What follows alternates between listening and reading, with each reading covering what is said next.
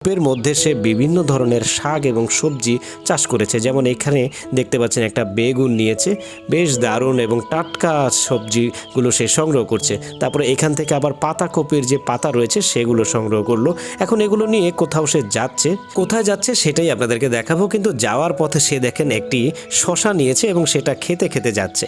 দেখেন সে চলে এসেছে তার ছোট্ট একটা মুরগির খামারের এখানে। আসলে খামারও বলা যাবে না, অল্প কিছু মুরগি সে এখানে পালন করে থাকে। আর এই মুরগিগুলোকে সে তার এই যে খামার রয়েছে বা যে বাগান রয়েছে সেই বাগানের সবজি বা শাকগুলোই খাওয়ায়। এবং দেখেন অপ্রয়োজনীয় যে পাতাগুলো রয়েছে সেগুলোকে সে ব্লেন্ড করে, আর প্রয়োজনীয়গুলো সে তার নিজের জন্য রেখে দেয়। এগুলোকে ব্লেন্ড করার পরে এর সাথে পোলট্রি যে খাবারগুলো বা ফিড রয়েছে সেই ফিডগুলো মিক্স করা হবে। সে নিজেও শশা খাচ্ছে, আবার সেই শশাটা আবার ব্লেন্ড করে মুরগিকেও খাওয়াচ্ছে। খুবই চমৎকার এবং দারুণ দৃশ্য।